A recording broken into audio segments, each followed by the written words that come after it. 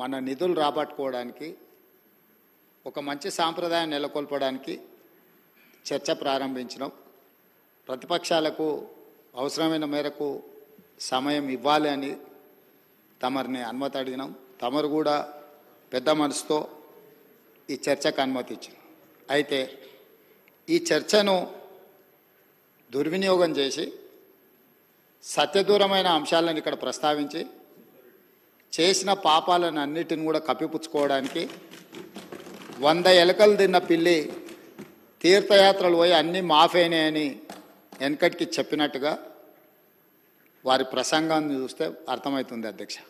వారేదో వీరోచితంగా పోరాటాలు చేసినట్టు, ఆ పోరాటాలతో ఢిల్లీ దద్దరిల్లినట్టు, తద్వారా ఈ తెలంగాణ రాష్ట్రం ఎక్కడికో ఆకాశంలోకి అభివృద్ధిని తీసుకెళ్ళినట్టుగా ప్రజల్ని తప్పుదోవ పట్టించే ప్రయత్నం చేస్తున్నారు.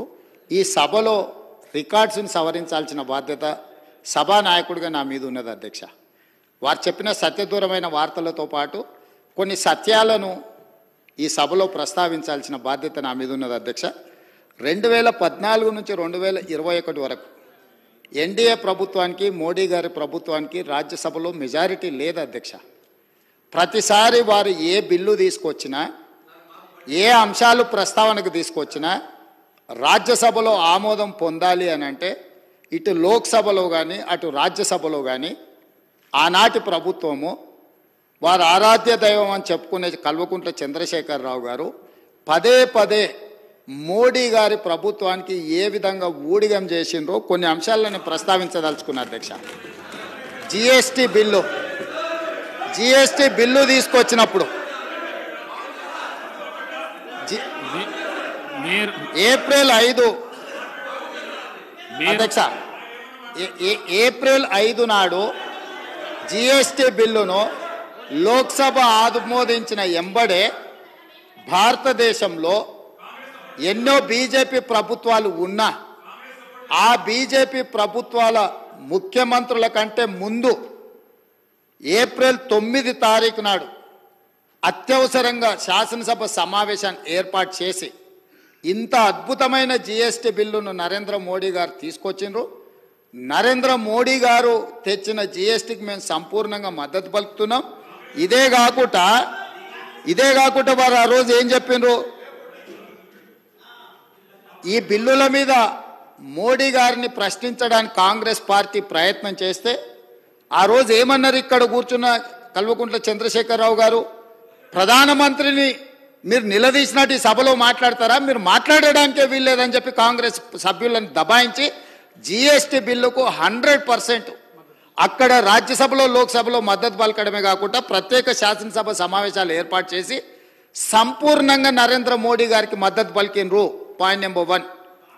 అదేవిధంగా 2018 జూలై 21 నాడు మోడీ గారి కేంద్ర ప్రభుత్వం మీద కాంగ్రెస్ పార్టీ అవిశ్వాస తీర్మానం ప్రవేశపెడితే ప్రతిపక్ష పార్టీలని కాంగ్రెస్ ప్రవేశపెట్టిన అవిశ్వాస తీర్మానానికి అనుకూలంగా ఉంటే ఆనాడు అవిశ్వాస తీర్మానంలో ప్రతిపక్షాలకు మద్దతు ఇవ్వకుండా మోడీ గారికి మద్దతు ఇవ్వడానికి ఓటింగ్లో పాల్గొనకుండా వాకౌట్ చేసి బయటకు వెళ్ళిపోయినారు అధ్యక్ష. అంటే వాకౌట్ చేయడం కూడా మోడీ గారికి మద్దతుగా ఆ ప్రభుత్వాన్ని నిలబెట్టడానికి 2018లో ఇచ్చేసిండ్రు అధ్యక్ష.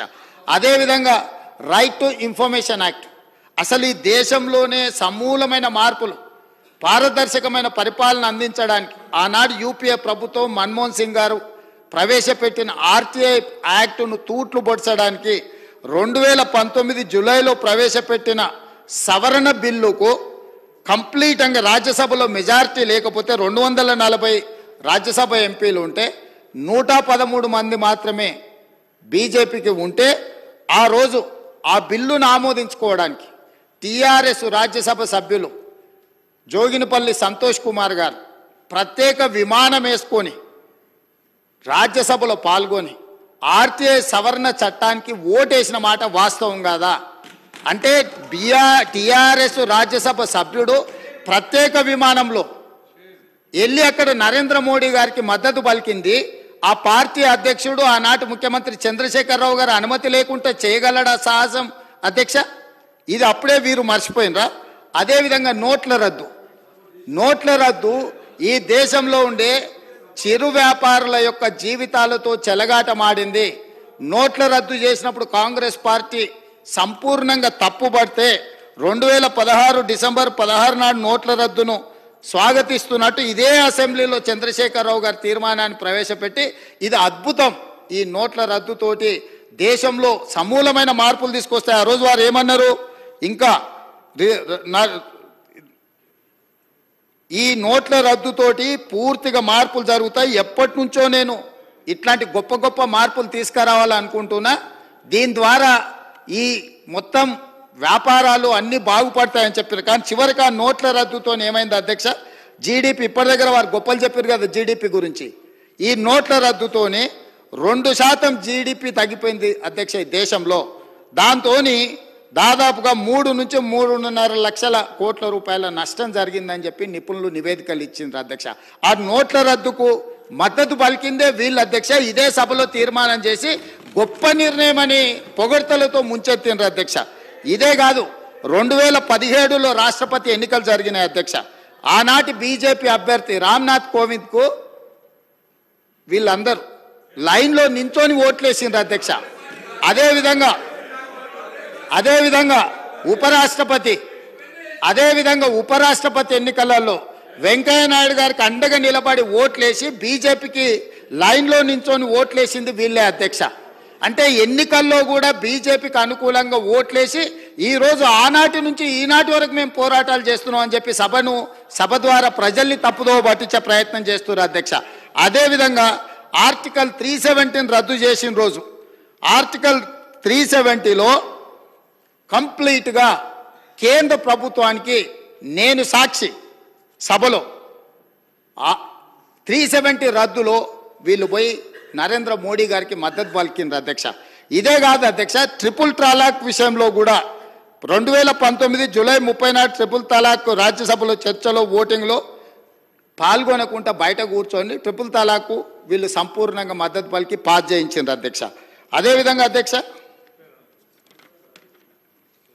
అంతర్రాష్ట్ర నదీ జలాల వివాదాల సవరణ బిల్లు అధ్యక్ష 2019 ఆగస్టు పార్లమెంట్ సమావేశాల్లో ప్రవేశపెట్టిన అంతర్రాష్ట్ర నదీ జలాల వివాదాల సవరణ బిల్లు, డ్యామ్ సేఫ్టీ బిల్లు కూడా టీఆర్ఎస్ స్పష్టంగా మద్దతు పలికింది అధ్యక్ష మోడీకి.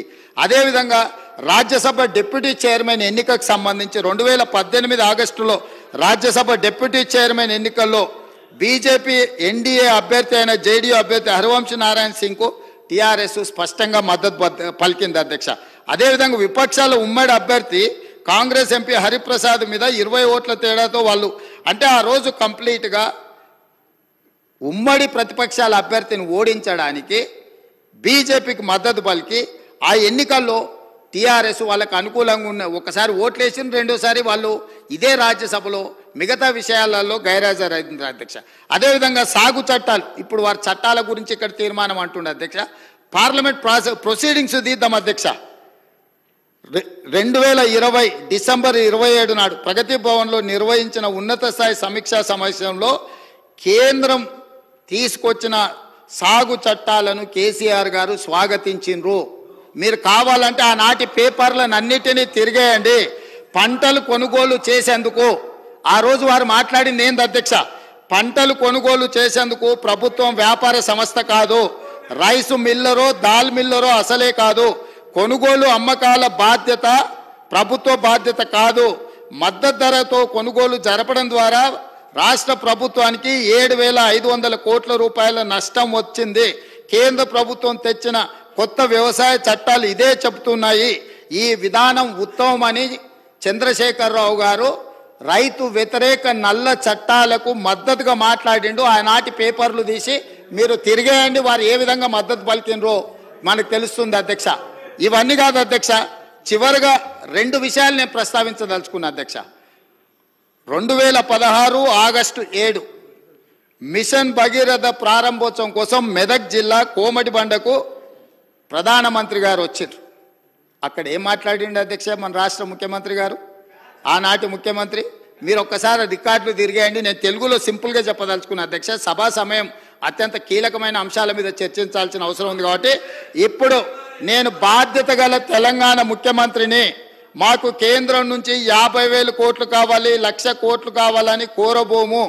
మాకు మీ ప్రేమ, మీ ఆశీర్వాదం ఉంటే చాలు.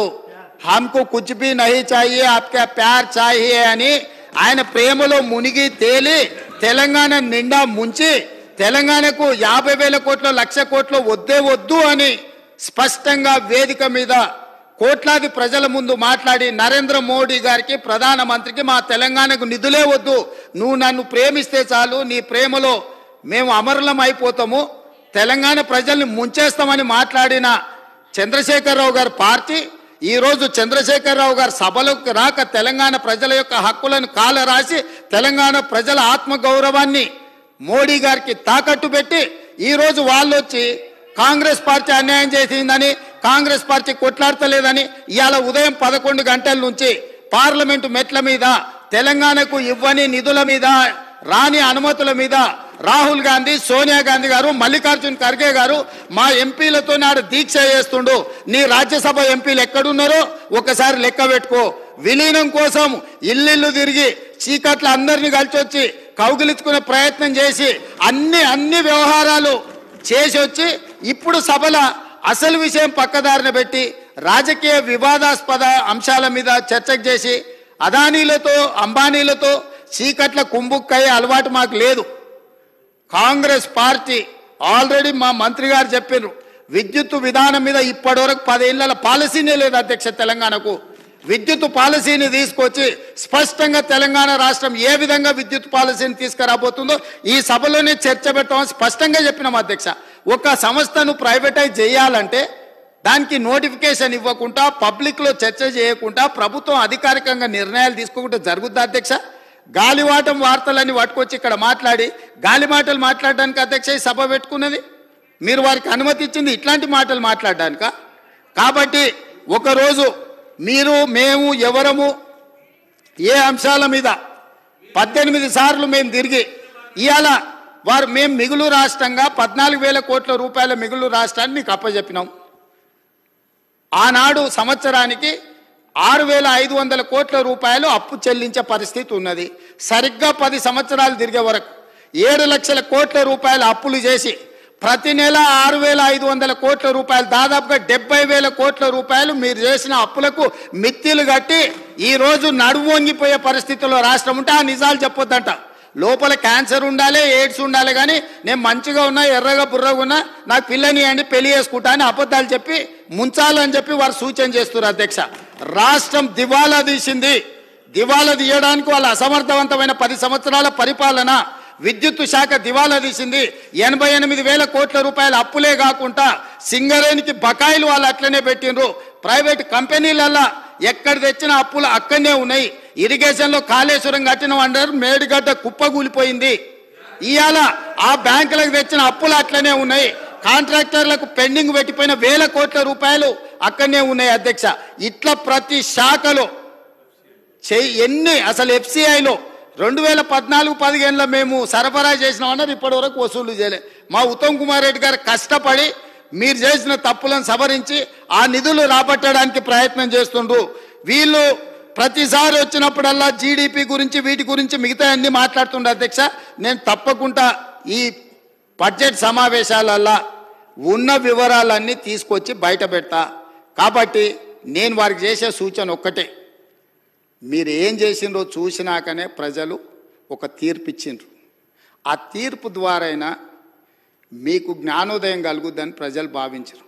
ఇంకా అదే అహంకారము, అదే అహంభావము, అవే చులకన మాటలు, ఎదురుగుండా వాళ్ళని కించపరిచే విధంగా మాట్లాడడం, ఈ వ్యవహారం మానుకోండి. అసెంబ్లీ ఎన్నికలలో 39 సీట్లలో మీకు మెజారిటీ ఇచ్చిండ్రు. పార్లమెంట్కి వచ్చేవరకల్లా 3 సీట్లకు పడిపోయింది. ఇప్పటి వరకు ఊకదంపుడు ఉపన్యాసాలు మాట్లాడిన ఆయన శాసనసభలో కూడా ఆయనకు మెజారిటీ రాలే అధ్యక్ష. ఆ ఓట్లు ఎక్కడ బదిలీ అయినాయని నేను అడుగుతున్నా. అసెంబ్లీలో డిసెంబర్లో 39 సీట్ల మెజారిటీ వస్తే పార్లమెంటుకు వచ్చేవరకల్లా 39 శాసనసభలలో 3 మిగిలినాయి అధ్యక్ష.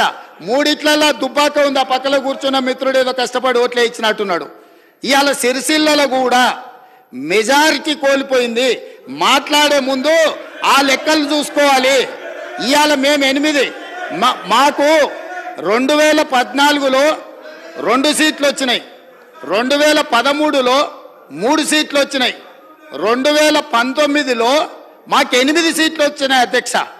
అంటే ప్రజలలో ఉండి మేము పనిచేయడంతో వరుసగా మేము నెంబర్ పెంచుకుంటూ వచ్చినాం అధ్యక్ష. మీకు మొదటిసారి 12 వచ్చినాయి, రెండోసారి 9 వచ్చినాయి, మూడోసారి గుండు 0 వచ్చింది. గుండు 0 వచ్చినాక కూడా బుద్ధి మారకపోతే ఎట్లా అధ్యక్ష? ఇప్పటికైనా విధానాన్ని మార్చుకోండి, తెలంగాణ ప్రజలకు క్షమాపణ చెప్పండి. మీరు చేసిన దోపిడీ, మీరు చేసిన తప్పుడు విధానాల వల్ల ప్రజలు మిమ్మల్ని శిక్షించిండ్రు. దాని నుంచైనా మీరు గుణపాఠం నేర్చుకొని పద్ధతి మార్చుకొని తెలంగాణ ప్రజల యొక్క హక్కుల కోసం ముందుకు రావాల్సిందిగా వారికి సూచన చేస్తున్నా అధ్యక్ష. మహేశ్వర్ రెడ్డి గారు.